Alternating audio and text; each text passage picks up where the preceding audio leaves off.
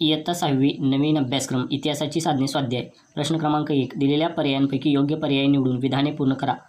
1. वर्धमान महावीर यांची शिकवण टिंब या ग्रंथातून मिळते.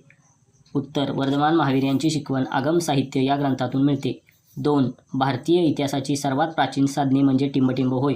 उत्तर. भारतीय इतिहासाची सर्वात प्राचीन साधने म्हणजे वेद होय. प्रश्न ब. योग्य जोड्या लावा. इथे आपण योग्य जोड्या लावूनच उत्तरं दिलेली आहेत. 1. लिखित साधने परकीय प्रवाशांनी लिहिलेली प्रवास वर्णने. 2. भौतिक साधने नाणी शस्त्रास्त्रे. 3. मौखिक साधने लोकगीते. प्रश्न 2. असंकल्पना चित्र पूर्ण करा. इतिहासाची साधने यामध्ये चौकटीमध्ये आपल्याला उत्तर लिहायचे आहेत. उत्तर आहेत भौतिक साधने, मौखिक साधने, लिखित. प्रश्न ब. चित्र कोणत्या साधन प्रकारात मोडते ते लिहा. लेणी पहिले चित्र भौतिक साधन. 2. नाणे दुसरे चित्र भौतिक साधन. 3. शिलालेख तिसरे चित्र भौतिक साधन. प्रश्न 3. खालील प्रश्नांची थोडक्यात उत्तरे लिहा. 1. इतिहासाच्या लिखित व मौखिक साधनांमधील फरक स्पष्ट करा. तर बघा, लिखित साधने. 1. ही साधने लिहून ठेवलेल्या स्वरूपात उपलब्ध असतात. उदाहरणार्थ ताम्रपट, शिलालेख, ग्रंथ, पोथ्या इत्यादी. 2. यातून त्या काळातील भाषा, लिपी आणि संस्कृतीची माहिती मिळते. मौखिक साधने. 1. ही साधने पिढ्यानपिढ्या तोंडी स्वरूपात जतन केलेली असतात. उदाहरणार्थ लोककथा, ओव्या इत्यादी. 2. यातून तत्कालीन लोकजीवन व परंपरा समजतात. 2. भौतिक साधनांची नावे लिहून त्यांचे इतिहासाच्या अभ्यासातील महत्त्व लिहा. उत्तर. नावे नाणी, किल्ले, जुन्या इमारती, मंदिरे, शस्त्रे, भांडी इत्यादी.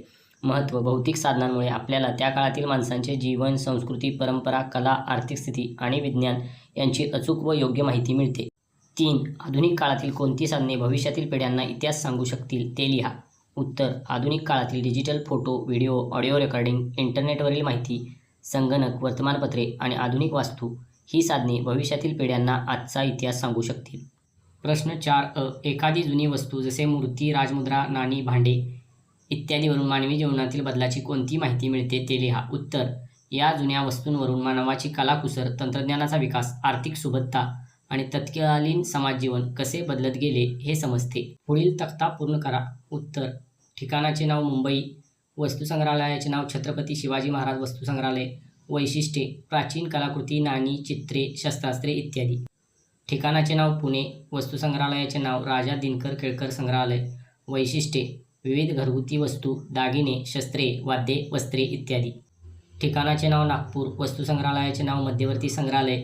वैशिष्ट्ये विविध पुरातत्त्वीय वस्तूंचे संग्रहालय.